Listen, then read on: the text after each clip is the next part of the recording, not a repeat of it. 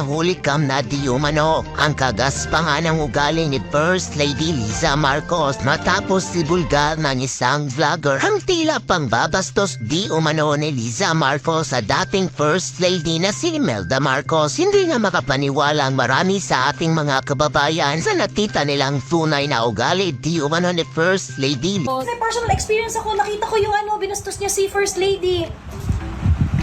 That's a huge proof na makapalang mukha at hindi maganda ugali ni Liza Marcos. Talagang meron din talaga ako naririnig na personal experience na hindi maganda kay First Lady. Si Direk Daryl, marami rin hindi maganda yan kay hindi maganda experience kay Liza Marcos, ganon. So ngayon, pero syempre ako, wala naman talaga akong experience sa kanya na bonggang-bongga. So kumbaga parang yung knowledge ko lang kay FL na sa hindi niya magandang pag-uugali is really coming from people na merong personal encounter sa kanya. Malaking bagay yun, no? Kasi personal experience yung mga yun eh. Kasi dito kay Liza, ang dami ng issue. Pagkatapos, di ba, nilabasan siya ng kasangkaterbang mga voice recording ni Maharlika, ganyan. She didn't say anything. She didn't even bother to explain herself, ganyan. So, never niyang clarify yung sarili niya. Pero, nung binastos niya si Inday, parang for me, iba na to, bakla. Kasi alam mo, Liza, hindi ka naman binoto Hindi ka naman binoto. Ba't ang arte-arte mo? I-influence siya sa mga decision making ng presidente na pag hindi niya gusto, ayaw, talagang may paglalagyan ka sa kanya. Ganon. Na hindi talaga maganda yung ugali niya. What happened to Paul Soriano biglang naglaho? Kasi nga, siya yung tinuturo na dahilan talaga ng Love the Philippines fiasco. Si Cristina Frasco daw doon, naging lang. Kumbaga parang hindi naman daw talaga siya nag-participate doon. So what happened? Wala na si Paul Soriano. 'Di ba? Kung walang issue si Paul Soriano, ba't wala na siya? So yun yung point dito, no? Ang point dito, Liza Marcos is not loved by the Filipino people. Okay? Hindi usapan dito kung elite siya, social siya, or siyang pinakamayaman, may pinakamahal na damit, or whatsoever. The problem is, she is not loved by the people. Bad trip ang mga tao sa kanya. And this is for some, this is for some real reasons. She disrespected the Vice President. May personal experience ako. Nakita ko yung binastos niya si First Lady. That's a huge proof na makapalang mukha at hindi maganda ugali ni Liza Marcos. This is a combination of corroboration of so many people, leaked videos, phone recording, at marami pang iba. Hindi lang to yung parang nagra-rely ka lang sa hearsay, hindi lang siya ganon. Alam mo ba ibig sabihin ng corroborative? Nang lumabas nga ang balita nito, marami sa ating mga kababayan ang tila na dismaya. Hindi napigilan ang kanilang sarili na maglabas ng kanilang hinaingat komento sa mundo ng social media. At ayon pa sa kanila, tama si Liza Marcos ang tunay na dahilan kaya nagkakalamat ang Unitin dahil sa mga utos niya na hindi naman para sa bayan at mga aliporis niyang maiitim ang budya ang gusto ay magpayaman hamitan taban ng bayan. Ang pinoto ng taong bayan ay si PBBM at hindi si Liza Marcos. Bakit siya ang namumuno? Sana naman matuto siyang lumugar bilang First Lady. Hayaan niyang mamuno ang totoong iniluklok ng taong bayan. Walang panama si Liza Marcos kay Imelda Marcos. Dapat maging magalang siya at mahabang pasensya dahil asawa niya ang pinakamataas na posisyon ng bansa na may pinakamataas na responsibilidad sa bayan. Ano ba yan? Pati mother-in-law niya tinedma niya na hindi yata sila close. Liza, maging professional naman kayo kahit sa camera lang sumobra yata kayo. Alam niyo ba na si Sara Duterte ang dahilan kaya naging pangulo si DBM at naging First Lady ka nang wala siya kahit sa kalingkingan ni First Lady Imelda Marcos. Parang bata pumasta, talo pang walang pinag-aralan. Di siya bagay maging First Lady, walang utang na loob kay VP Sara. Hindi kay VP Sara, di namin iboboto si BBM. BBM talaga ako pagkatapos ng PRRD administration dahil lang sa kanyang asawa at ang magpabagsak sa kanya at mawala ng tiwala ang lahat ng bumoto sa kanya. Resignation ng mga sekretary. Sulsul nga ba ni Liza?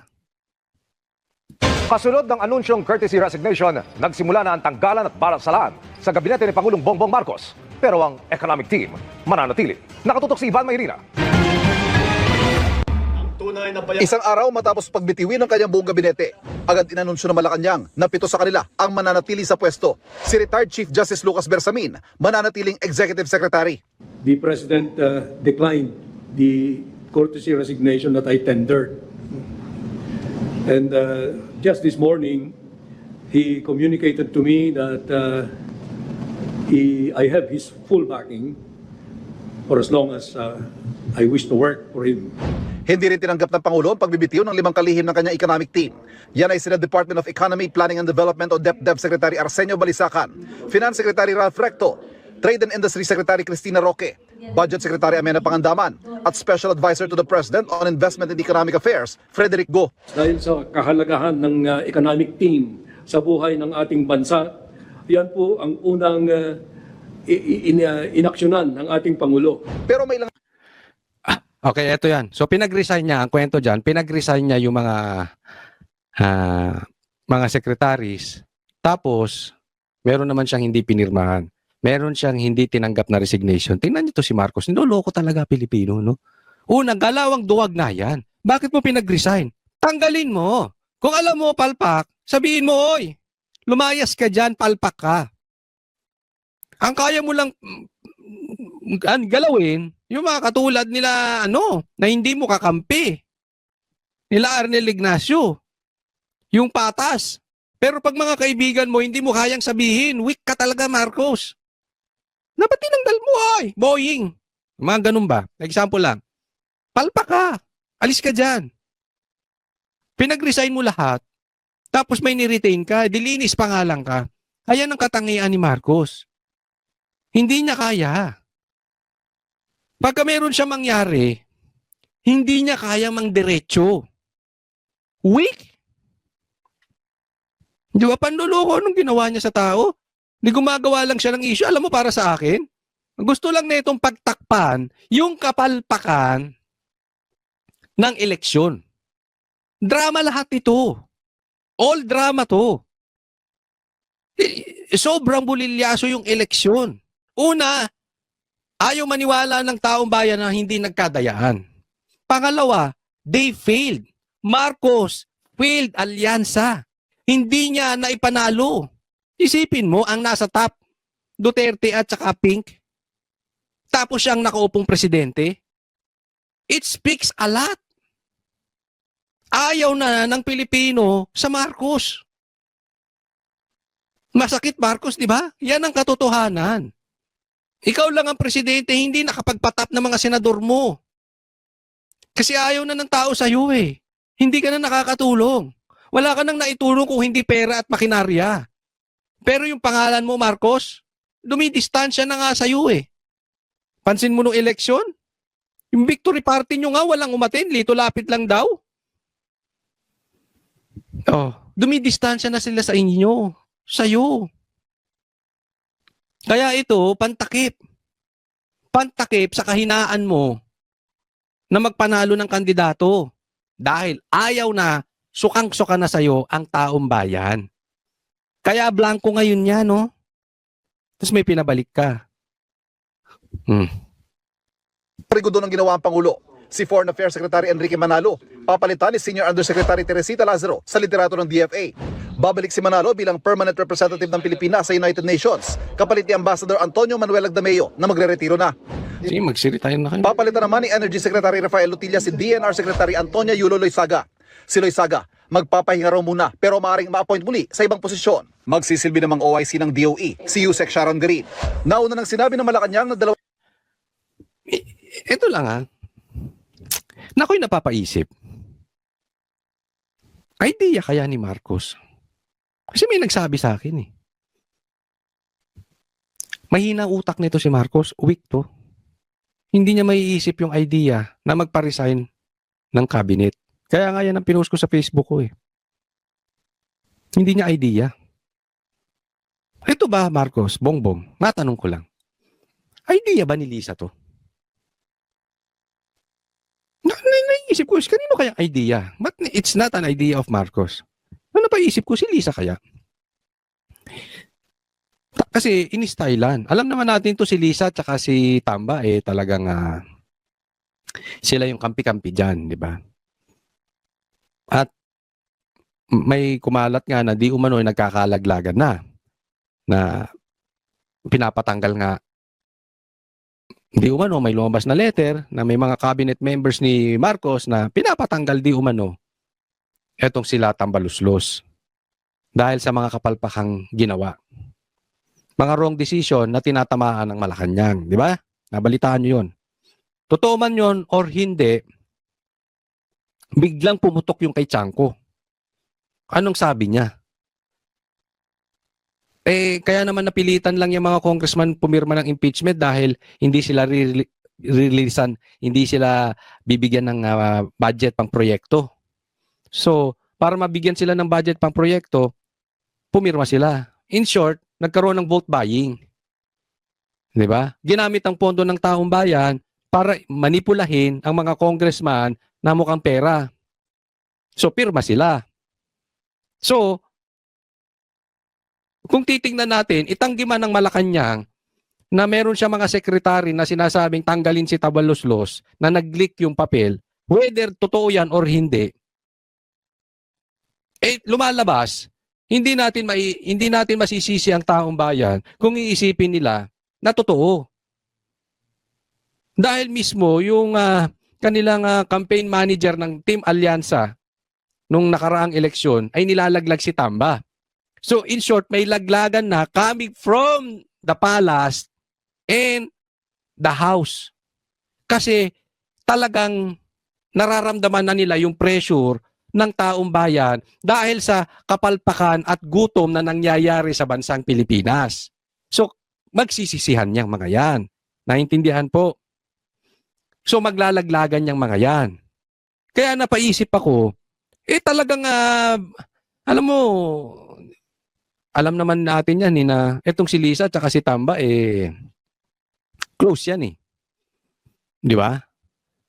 So, hindi kaya idea ni Lisa, napaisip lang naman ako. Napatanggal itong mga sekretary dahil gusto niya matanggal to sila Boying, itong Rimulya Brothers. Diba? Na di umano ay gusto namang tanggalin si Tamba.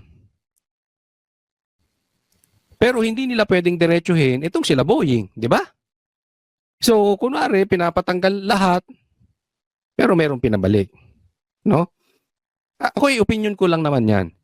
Kasi, sa mga darating na mga pangyayari pa sa bansang Pilipinas, look at the signs na laglagan. Maglalaglagan ang Malacanang, possibly, and house. Because they need to blame someone sa kapalpakan. Diba? Nagagalit ang taong bayan, nararamdaman nila yung pressure, hindi naman nila pwedeng, hindi nagiging effective kasi trinay nilang ilaglag ang Duterte, instead na malaglag ang Duterte, lalong lumakas. So sinong ilalaglag nila? Hindi na nila kayang ilaglag yung kaaway, ilalaglag nila yung kakampi. Kaya nga ngayon, yung kaaway nilang dilaw, yung kaaway nilang pinklawan, kinukuha pang kakampi. Nagigets nyo yung nangyayari sa political arena natin? Yung political temperature.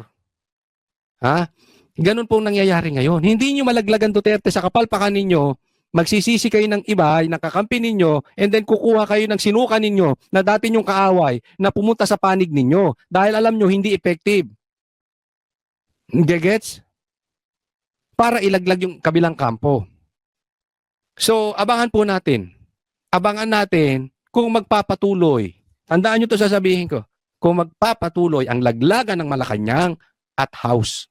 Observe nyo yan. Pangunahing batayan kung sinong mananatili at sinong masisiba. Una, ang performance sa trabaho at ikalawa, issue ng katiwalian sa pinamumunuang ahensya.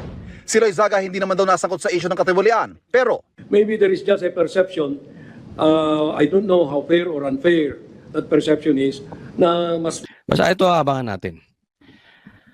Abangan natin yung mga susunod pa na galawan dyan, no? And, kumbaga sa boxing, corner na sila Na-corner sila. And unti-unti na talagang kumbaga nahihilo na si Marcos, nabubugbog na. Boxing po, hindi po to death threat.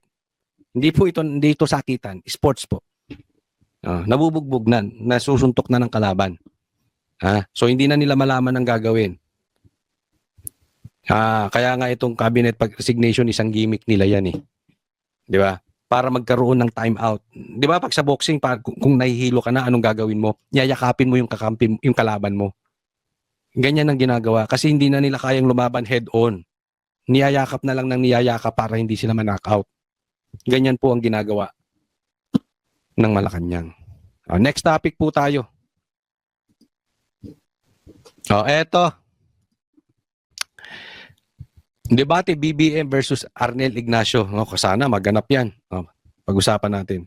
Idiniin ni dating OWA Administrator Arnel Ignacio na dumaan sa tamang proseso ang pagbili ng lupa na nagkakahalaga ng mahigit 1 bilyong piso para sa itatayong halfway house ng OWA. Wala umano siyang kinita sa transaksyon. Nakatutok si Mariz Umali. Humarap sa media sa unang pagkakataon si dating OWA Administrator Arnel Ignacio mula nang sibakin sa kanyang pwesto para magpaliwanag ukol sa aligasyon kaugnay ng hindi umano otorisadong pagbili sa lupa sa halagang 1.4 billion pesos. Ayon kay Ignacio, dumaan daw ang transaksyon sa tamang proseso. Ito po ay dinala namin sa board. Dinala namin sa board bilang report ng OWA at binusisi ng ilang technical working group na binuo rin po ng aming chairman na si Chairman Secretary Hans Kakdak. Nakaibigan ko. Walang nakitang iniliban na hakbang. Lahat ng mga requirements sinunod at sinabing maayos ang aming pagkakasunod sa RA 10752. So, ito po ang kaya ako gulat na gulat na tinawag itong anomalous deal. Ayan. Ito ang problema ngayon, problema kay Marcos. Pinagbintangan si Arnel Ignacio. Kaya di umano, tinanggal. Tapos ginatungan pa ni Marcos yan. Tatanggalin natin yung mga sekretaryong ganito. Lalo na yung may mga anomalous deal na yan. Alam nyo naman si Marcos gatong eh. Parang yung ginawa sa KOJC na walang pumasok ni isang baril doon sa KOJC. Alam nyo yung ginawa niya sa KOJC yun. Alam mo, wala siyang alam. Nabubulungan siya. Ingat ka sa bumubulong sa inyo. Baka demonyo yan, Marcos. Yung bumubulong sa iyo, ha? Kasi maling info yung binibigay. Same thing na nangyari kay Arnel Ignacio. Nabulungan na naman to ng mali. Hindi daw dumaan sa proseso. Marcos, mag-ingat-ingat ka nga sa kadidikit mo sa mga demonyo. Kung ano-ano binubulong sa'yo. Ikaw naman, sunod ka ng sunod, di mo alam. Kaya lagi kang napapahiya. Paano anomalous deal? Dumaan sa proseso. Lahat naman daw ginawa ni Arnel Ignacio. Ngayon, kung hindi totoo to Marcos, titanungin mo yung mga dinaanan niyang proseso. Totoo bang dinaan ito ni Arnel Ignacio sa proseso? Kung hindi, sa tingin mo, magdebate kayo. Pag-usapan niyong mabuti yan. In public. Para madinig namin. Huwag duwag, Marcos. Kasi ang ginawa mo rito, ang ginawa niyo kay Arnel, gusto niyo lang siyang tanggalin talaga. Dahil hindi niyo mahawakan sa liig. Meron kayong gusto maiposisyon dyan. So anong mangyari? Pinagbintangan nyo, that is unfair. Mas mabuti pa, hindi kita type, Arnel Ignacio, mag-file ka ng resignation, umalis ka na dyan. Matatanggap pa siguro ni Arnel yun. Hindi ako nag-appoint sa'yo, bata ka ni Tatay Digong. Ganunin mo na lang, tapos tanggalin mo. Mali yun, pero at least may bayag ka. Hindi ka duwag. Kasi ganyan lagi ginagawa mo, Marcos eh. Sasabihin mo, ayaw mo ng impeachment. Pero may gumawa ng impeachment para sa'yo. Sasabihin mo, ayaw mo ng EDCA. Pero pinapasok mo yung mga Amerikano. Nagkaroon tayo ng EDCA. Sasabihin mo, ayaw mo ng ICC. Pero pinakidnap si Tatay Digong, pinapasok ng ICC. Office of the President pa, di umano ang nagbayad ng private jet para kidnapin si Tatay Digong. That is your style. Hindi mo kaya humarap. Yung gusto mo at yung ayaw mo, hindi mo masabi ng derechahan. Mas mabuti pang sinabi mo, tatanggalin kita, Arnel, lumayas ka sa harap ko. Maliman. Nagpakatotoo at nagpaka-leader ka. Hindi ka nagmukhang duwag. Yung ginagawa mo kay Arnel, gawaing duwag yan. Tinanggal mo, tas pinagbintangan mo. Para hindi sa'yo masisi. Ang problema, dumaan sa proseso, malinis yung tao eh. Anong gagawin mo ngayon? Di ko kontrahin mo na mali siya. Magdebate kayo. I'm sure may ebidensya to. Di ba? Pag may gusto kang tanggalin, Marcos, ikaw mismo. Huwag mo iutos sa iba. Kaduwagan yun eh. Pakalalaki ka. Presidente ka eh. Pinagbintang-bintangan ninyong nakapambihira talaga to si Marcos. Oh. Anomalous deal. Ang biniling lupang may lawak na 6,499 square meters malapit sa NAIA Terminal 1, inilaan Kasi ang tagal na nito eh. Hindi naman to nagkakaproblema. Wala akong nabalitaan ano na ito. para sa itatayong halfway house ng OWA. Mariin niyang itinanggi ang mga akusasyong may kinita siya sa transaksyon. Napakabigat. Pagkatapos napakaraming aligasyon sa akin. Saan ang galing? Sa isang papel na walang nakapirma, na ang dami-daming sinabi na kinita ko, hindi, pati nga yung numero hindi na nga magkasundo kung magkano. Wala po akong kinita dito. Nilinaw din ni Ignacio na Land Bank ang nagtakda ng halaga ng lupa at ito rin ang sinunod ng OWA sa pagbabayad. As our government financial institution, it's the Land Bank who assessed the value and it is exactly the amount that OWA paid. O, di ba? O, ba't di nyo tanongin ng Land Bank kung nagsasabi ng totoo si Arnel? At kung sinabi ng Land Bank na tama ang sinasabi ni Arnel, magpakalalaki ka, mag-apologize ka, Marcos. Hindi porket presidente ka, bintang ka ng bintang. Sinabi mo walang pumasok na baril sa KOJC. Ni hindi mo binawi, ni hindi ka nag-apologize. Kalat na kalat sa mainstream, sa social media, ang daming pumasok na baril sa KOJC. Hindi ka nagpakalalaki, hindi ka nagpakapresidente. Ni hindi ka nagsorry. Ganyan kaya ang hilig nyo magbintang. Pinagbintangan nyo si Tatay Digong, pinagbintangan nyo si BP Sara, pinagbintangan nyo si Pastor Kibuloy. Eto ngayon, lahat na lang. Tapos pag mali, wala ka man lang pagkalalaking umamin. At sana naman lang, binigyan ako ng pagkakataong makausap. Nagulat na nga lang po ako na isang araw pinatawag ako na ako ay papalitan. Isa pa yun, di ba? Hala, kinausap nyo yung tao. Yan ang problema sa inyo. Ginawa nyo rin kay Bantag yan eh. Biglang pinagbintangan si Bantag. Ano ba naman itong administrasyon natin? At yun nga mga kababayan, anong masasabi niyo sa balitang ito? Maaring ihayag ang inyong opinyon at kuro-kuro sa comment section sa ibaba. Huwag din kalimutang mag-like, mag-subscribe at mag-share sa bidyong ito. Maraming salamat sa panonood.